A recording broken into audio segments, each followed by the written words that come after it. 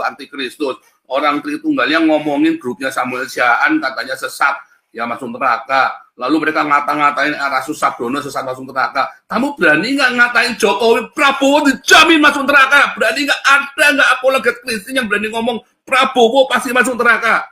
Jokowi masuk neraka. Berani nggak ada yang ngomong begitu?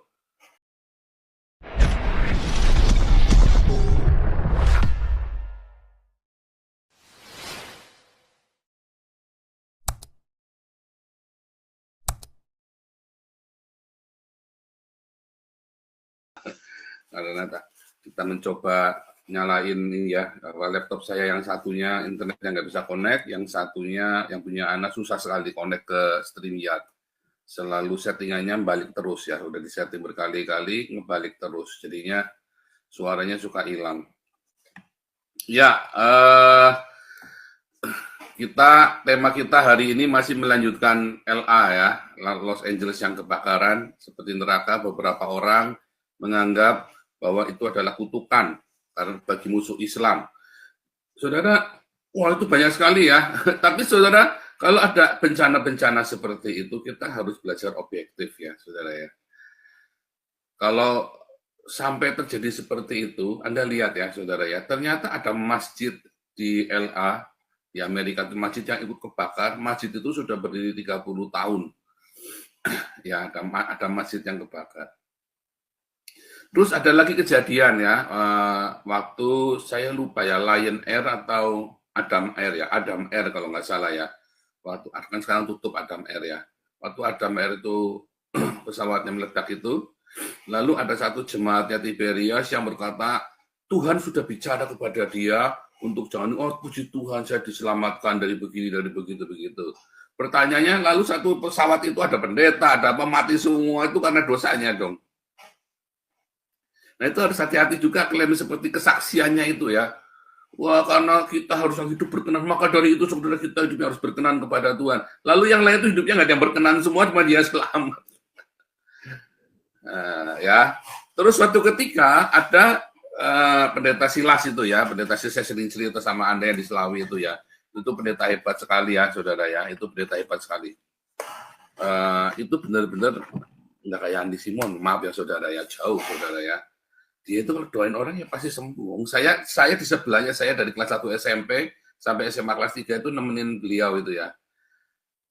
Benar-benar hidupnya sederhana, tidak ada kemewahan sama sekali, hidupnya mewah, selalu berdiakonia tiap minggu di gerejanya, selalu bagi-bagi sembako, bagi-bagi beras ya.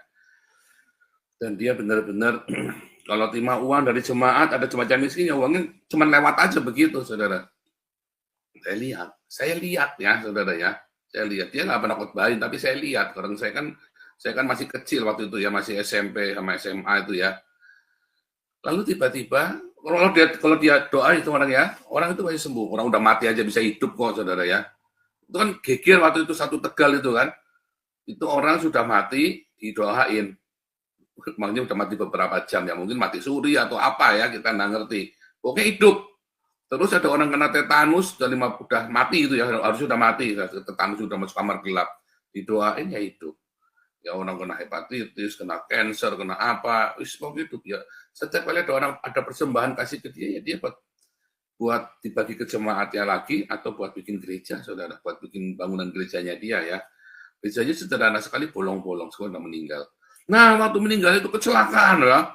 Dia kan sama saya juga pontang-panting kalau pelayanan itu ya, modelnya ya, saya kayak dia juga pontang-panting kalau pelayanan nggak ngitung jam soalnya. Nah habis kalau lagi sama saya pelayan tuh nabrak ayam, nabrak kucing, nabrak apa, itu macam-macam gitu. Nah itu dia pelayanan ya, menurut saksi mata ada sepeda yang meliuk-liuk, biasa itu main trail-trailan itu ya sepedanya itu ya. Nah dia lagi ngebut persis dia sepeda itu diuang di depannya dia. Nyangklak gitu ya, terus dia banting setir, ya sepedanya tetap kena, dia mati, kecelakaan kena nabrak pohon, saudara ya. Lalu apa yang terjadi, saudara? Oh, berarti ada dosa nih. Waktu itu orang bisik-bisik ya, ini dosa apa ya pendetanya ya matinya tabrakan. Nah ini nih omongan-omongan yang sama sekali ngawur, apa ya, saudara ya. Makanya hati-hati ya dengan kata kutukan, kata berkat, ya dengan azab apa segala macam. Kamu jadi bodoh dan tolol ketika kamu, oh ini gara-gara ini saya nih. Hati-hati saudara ya, Anda amatin terus polanya. Nah, seringkali Anda nggak ngamatin polanya, tapi Anda bilang apa? Oh ya ini pasti, orangnya begini pasti sudah berkali-kali. Buktinya ini, buktinya ini, buktinya ini. Nah, tetapi Anda tidak mengamatin sendiri mengapanya. Ya, tidak mengamatin sendiri mengapanya. Nah, dan juga tidak mengerti cara bekerjanya. Ya, makanya itu di kelas profetik kita ajarin ya. Di kelas profetik Anda ikut, nanti diajarin. Ya. Nah, yang paling penting sekarang, belajarlah beragama tanpa klinik-klinik, saudara. Beragamalah, bertuhanlah, tanpa mistik-mistik. Itu loh, saudara ya. Begitu Anda masuk ke mistiknya, Tuhannya Anda lupa, Anda lebih takut sama hantu, sama kuntilanak pocong daripada sama Tuhan. Coba deh kalau nggak percaya. Serius, saudara ya. Contoh lagi nih, contoh ya. Saya punya aktivis-aktivis banyak di sini. Ya, lalu ada gereja lain pakai aktivis yang sama. Di sini kan semua pinjem-pinjeman orang, saudara ya. Di sini main drum, main musik. Untung kita punya tim intinya sendiri. Lah, karena saya baik, saya kan setiap aktivis kan kita kasih uang, saudara ya. Kita kasih uang transport. Nah, kalau di tempat lain itu jarang, kecuali yang khotbah, saudara. Kadang-kadang yang khotbah aja cuma dikasih 50 euro aja udah bagus meringis. Ya. Nah, kalau di kita selalu standar ngikutin, saya tanya selalu gereja lain berapa, kita ikutin standarnya, supaya kita juga jangan dicaci maki orang, saudara ya. Kita nggak mau begitu, kita bisa bayar, kita bayar. Kalau kita bisa bayar, jangan gratisan. Jadi semua aktivis kita bayar. Tapi kita nggak pernah maksa-maksa orang, ngomelin orang, ya saudara ya. Nah, gereja ini, ya bukan gereja persekutuan doa ya, pengikutnya Philip Mantova. Dia minta bantuan salah satu aktivis kita, ya. Terus karena waktu itu nggak datang, dia bilang nggak bisa. Kita ini ada tamu. Waktu itu Bu Lianti CS datang ya, ada tamu. Kalau kita nggak ada main drum, kita repot loh. Akhirnya orang ini main drum di tempat kita. Lalu orang ini misu-misu, saudara ya, pemimpin persekutuan doanya misu-misu, ya. Mungkin galak situ, saudara ya. Nah orang ini ketakutan, saudara ya. Lalu di lain hari akhirnya dia pergi ke sana. Gitu ya, mau gelisah dia bilang. Nah terus saya bilang, saya batin ya, memang orang baik itu nggak ditakutin, saudara. Kamu baik ngasih uang pun percuma, karena yang galak, yang kejam itu yang lebih ditakutin. Yang galak, yang kejam, yang bengis itulah ditakutin. Coba contoh ya, saudara ya. Kalian ya lihat namanya si Frans Donald itu ya. Dulu kan dia musuh-musuhi Islam tiap hari kan. Dia di penjara di Bali, di Kerobokan, digebukin saudara sama orang Islam. Begitu keluar dari penjara, dia sekarang tiap hari misuhi orang Kristen, saudara. Tiap hari kerjanya misuhin orang Kristen. Ya. Mengapa nggak misuhin Islam lagi?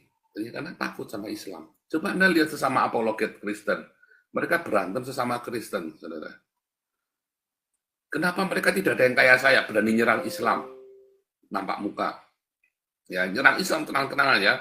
Mereka bisa mencaci maki satu sama lain Tritunggal Wanes itu, kejam-kejam, saudara. Kalau lihat debatnya Tritunggal Wanes itu, dua-duanya bangsat, saudara.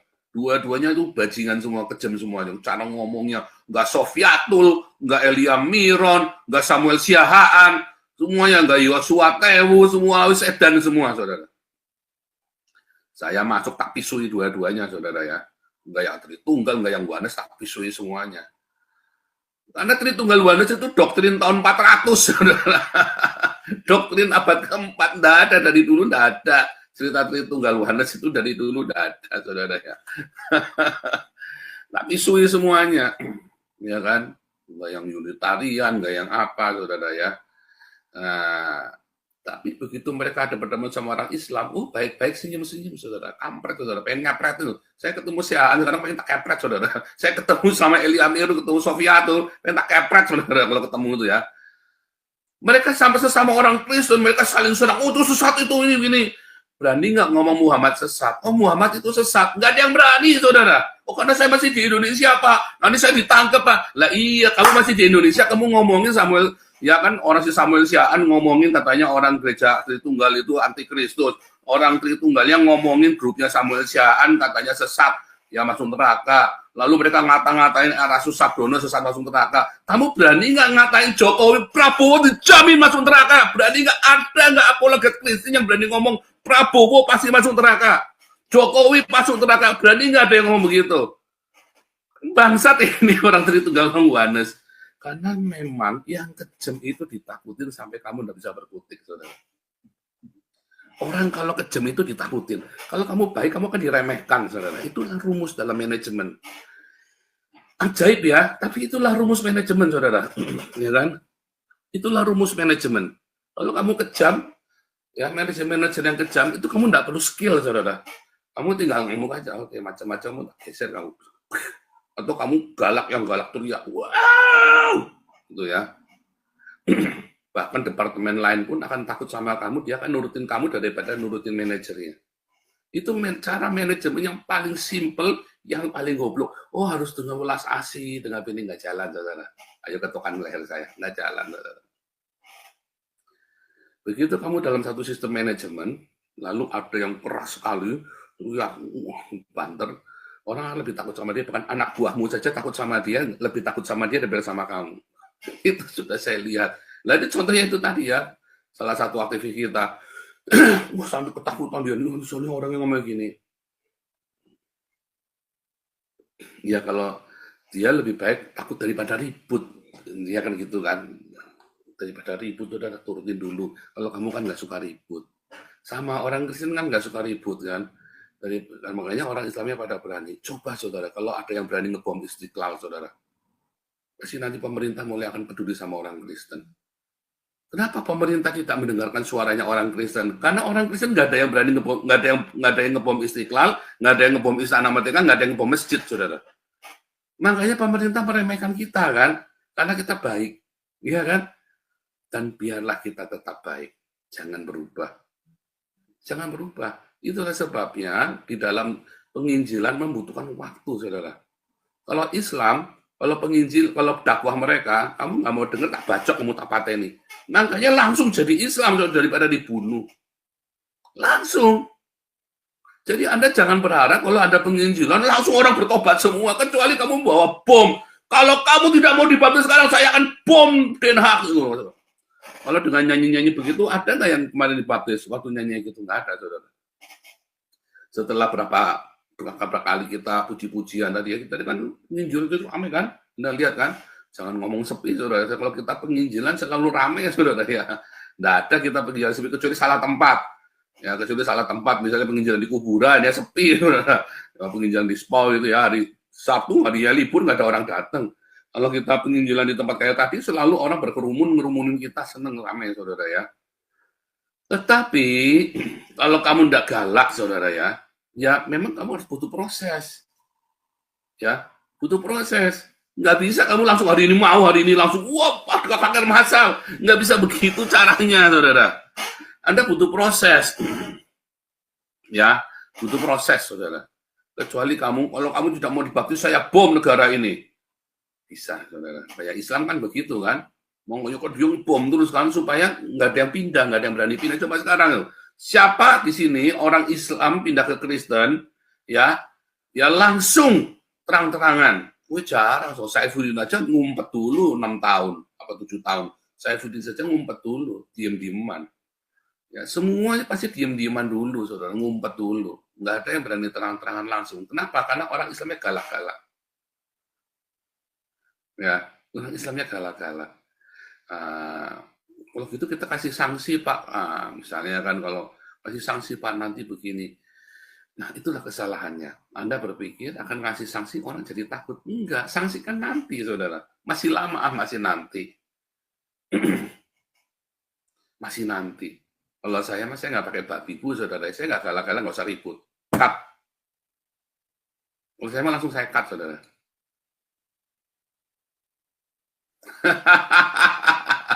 Kalau saya langsung saya cut.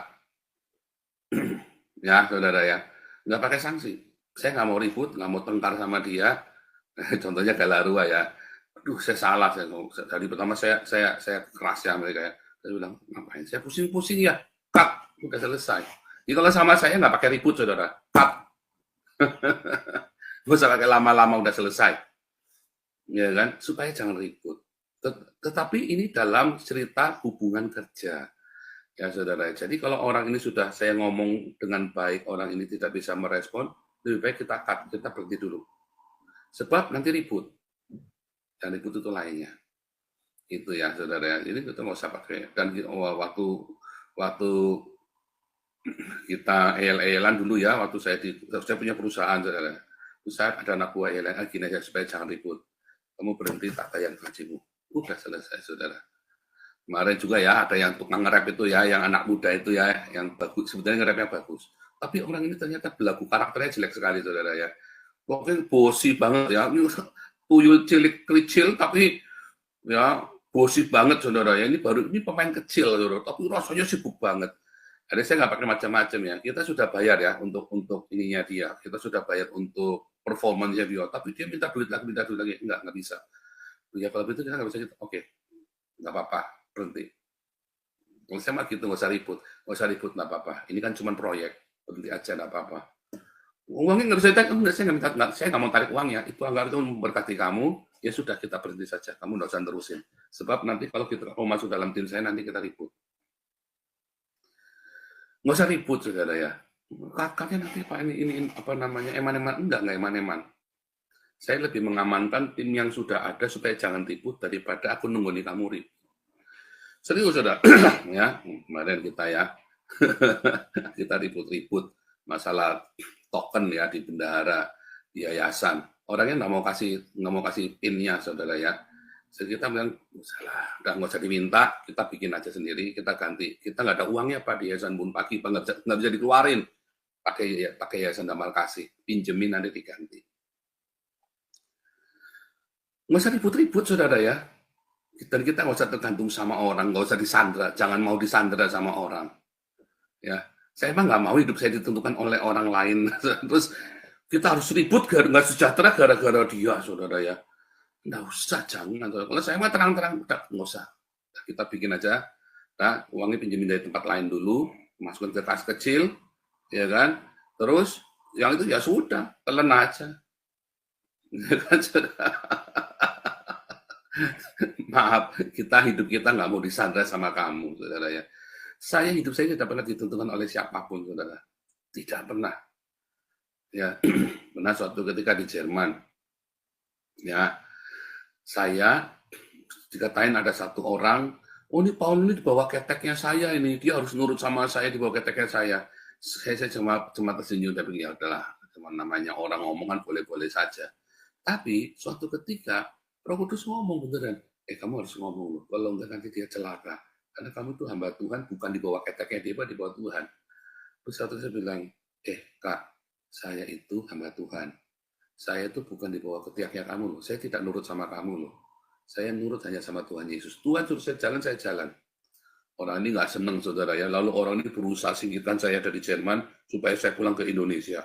Sama lawyernya saya, jahat saudara ya. Sama lawyer saya dijegal. Saya nggak ngerti waktu itu kalau dijegal ya. Jadi kasus saya nggak diterusin, digantung saudara ya waktu itu. Saudara nggak tahu ya perjuangan saya ya untuk warga negara Belanda itu ya. Saya sempat 2 kali dijegal sama orang Indonesia loh saudara. Ya. Terus akhirnya sama si orang Indonesia ini, untung ya sama pemerintah Jerman saya dipindah ke Turingen saudara. Ya, untung saya dipindah itu ke Turingen. Nah, saudara, sehingga saya tidak tergantung lagi sama lawyer dan sama si orang Indonesia ini, saudara. Saya bilang, Kak, saya tidak tergantung sama kamu loh, saya tergantung sama Tuhan. Kemarin aku diam saja, karena aku pikir ya bercanda saja, tapi barusan hari ini Tuhan ngomong, nggak boleh aku ngomong sama kamu. Terus orang ini berusaha sikirin saya, bulan depannya, saudara, orang ini kok mobilnya junduk, saudara. Saudara, 3 bulan kemudian, balik saudara, yang ditelepon pertama kali saya. Langsung saya patahkan roh kematian dari hidupku dalam nama Tuhan Yesus. Saya langsung ngeh saudara, ini karena dia berusaha mulangkan saya ke Indonesia. Sejak itu dia nggak pernah, ini lagi saya nggak pernah ngerasain. Saya disuruh minta maaf 4 kali sama dia saudara ya. Disuruh sama orang yang dari Stuttgart, saya dipaksa 4 kali minta maaf sama dia. 4 kali saya minta maaf sama dia, tanpa saya ngerti salahnya saya apa saudara. Ya, dan saya bilang, saya sebenarnya tidak pernah minta maaf kalau saya nggak salah loh. Cuman karena kamu suruh saya dan kamu yang kenalin saya ke dia, saya tidak mau, saya tidak respect sama kamu. Saya akan respect 4 kali, tapi ini yang keempat, saya tidak mau lagi, saya bilang. Itu beneran, saudara ya. Nah, itu ya, saudara ya. Jadi nasib saya bukan di tangannya orang, saya nggak mau, saudara disuruh nurut sama dia, terus dikendalikan. Karena dia tuh mau bikin gereja, saya itu mau dijadikan jogrokannya itu loh. Di sini tuh begitu ya, di Belanda itu ya. Kamu itu bukan pendeta, kamu pengen pelayanan, kamu pengen punya aktualisasi tadi. Kan ini adalah prestis, saudara. Kalau kamu di dalam gereja itu kamu prestis. Lalu ada kamu cari pendeta yang nurut yang bisa kamu atur. Di Indonesia kan juga sama kan, kebanyakan begitu. Kamu cari orang yang bisa kamu atur. Ya, dan saya dengar yayasan kita juga mau digituin, saudara ya, mau diambil alih, lalu saya disuruh digaji saja, ya atur, sorry ya, saya nggak gajian dari yayasan, saudara ya. Orang kita yang, ya, duitnya yayasan itu kan ngumpulin dari YouTube, saudara. Dari YouTube kita teriak-teriak ya. Lalu mereka maunya saya digaji saja, terus saya nurut saja, saudara ya. Mereka yang mau ambil alih yayasan itu. Dan itu sudah berkali-kali ada larwa juga kan, sama kan dulu kan, maunya kan mereka yang ambil alih semuanya, duitnya dari kita, tapi mereka nggak mau kasih laporan ke kita. Makanya saya bilang, oh nggak bisa begitu. Sebab ada apa-apa nanti kejadian saya kayak 15 tahun yang lalu, saudara, saya bisa masuk penjara, ya kan? Tapi kan sekarang nggak bisa masuk penjara. Cuma kan saya jadi nama saya buruk nanti kan, nama saya dijelek-jelekan, ya kan, dilalap, duitnya dipakai sama pengurus yayasan, saya yang cari duitnya dipakai sendiri sama mereka, kan saya nggak mau digituin juga, saudara gila. Emang buat cowok apaan? Ya kita tulus, tapi kita nggak goblok, saudara ya. Kita nggak goblok. Itu beneran, saudara ya. Nah, itu banyak cita-cita begitu. Orang kalau galak, kalau keras itu lebih ditakutin, saudara ya. Ya kan? Kalau keras, kalau keras, kalau sering nyerang sana, nyerang sini. Nah, karena saya baik, ya kan, maka ditakutin. Lalu bagaimana solusinya? Ya pakai, ya kan. Kalau dengan sanksi kan masih lama, ya surga neraka nih kita nih judulnya surga neraka. Kalau kita, oh Tuhan, mengapa manusia sampai hari ini masih bikin dosa, masih bikin salah? Karena masih jauh nerakanya. Apakah besok Anda mati? Nggak tahu. Nyatanya kakek saya bikin dosa tiap hari ke Alexis, katanya kan ada yang ngomong sama saya, sampai sekarang masih hidup Pak. Ya, sampai usia 80 tahun itu ya, ada beberapa orang yang saya kenal sampai usia 80 tahun dia kawin lagi bolak-balik ke sana, sugih saudara, kaya raya, ya suka main perempuan sana, hidupnya sana. Kenapa dia nggak takut bikin dosa, saudara? Kalau saya mah takut, saudara ya, bikin dosa. Kenapa orang ini nggak takut bikin dosa? Kenapa Anda tidak takut bikin dosa? Karena setelah Anda bikin dosa nggak terjadi apa-apa kan? Ya kan? Coba sekarang Anda pergi ke Alexis, apakah besok terus Anda tabrakan? 1.000 orang hari ini ya, kali ini sekarang ini ada berapa orang nih di ini nih, ada 80 berapa nih? Ada 76 orang ya, 78 orang. 78 orang nih Anda. Semua ada di ini, ada di Zoom. Terus misalnya nih 78-nya berzina nih malam ini. Apakah besok Anda akan mati semua? Tak jamin enggak. Kalau ada satu, ya kebetulan saja. Malam ini Anda berzina semua, besok tidak akan mati, saudara. Tidak akan mati. Makanya kan harus pada berzina kan. Oh, itu berzina saja besok tidak akan mati. Ya kan? Karena tidak ada sanksinya kan. Karena tidak ada sanksinya kan. Bahkan ada cerita tentang itu ya, balik lagi ya tadi ya, kita orang-orang Islam saja yang mengklaim bahwa Los Angeles ini adalah kutukan bagi musuh-musuh Islam, ya kan? Amerika kebakaran, kerugiannya 1.000 triliun, saudara. Yang konyol ya, lahannya yang kebakaran di LA itu, ya, sama lahan yang kebakaran di Sumatera itu, yang di Sumatera itu kerugiannya paling cuma berapa ratus juta, kalau yang di LA bisa 1.000 triliun, saudara, 1.000 triliun. Wah, itu kutukan, udah uangnya dihabiskan karena sering ngirim uang buat Israel, buat beli bom, buat ngerudal orang musuhnya Islam, ya kan, buat ngerudal Islam itu kan. Tapi dibalik lagi, saudara, mereka masjid-masjid ini juga banyak, ada beberapa masjid di LA juga yang kebakaran, saudara, bukan cuma satu, ya kan. Dan orang Islam juga banyak yang jadi korban di LA itu kan. Apa itu dikutuk juga orang Islam itu yang demo-demo itu, saudara? Nah, jadi kan Anda kan sekarang ini kan sedang masuk di dalam suatu tahayul kan. Siapa yang ngutukin siapa? Kebetulan katanya Amerika. Apakah Amerika semuanya Kristen semua? Apakah yang kebakaran itu semua adalah rumahnya orang Kristen? Enggak, saudara. Itu sebagian juga ada rumah-rumahnya orang Islam, saudara. Ya kan? Termasuk masjid di dalamnya. Ya kan? Nah, itu sama, ya. Itulah sebabnya orang di dalam ini kan dia mengerti. Nggak apa-apa kok berdosa, nggak apa-apa kok kita bikin salah, kan nggak dihukum, ya kan? Nah, hari ini kita belajar tentang surga dan neraka ya, nanti kita kan nggak dihukum. Nah, ini pengantar saja, saudara ya, tentang tragedi, menjelaskan bagaimana cara kamu menjelaskan bahwa Amerika itu, LA itu kebakaran, itu hukuman dari Tuhan kepada Amerika. Bukan, karena orang Islam juga banyak yang rumahnya kebakar, masjid-masjid juga banyak yang kebakar, ikut kebakar. Ya, ada beberapa masjid juga terbakar, ada banyak rumah orang Islam juga yang kebakaran. Ya, paham ya, saudara ya.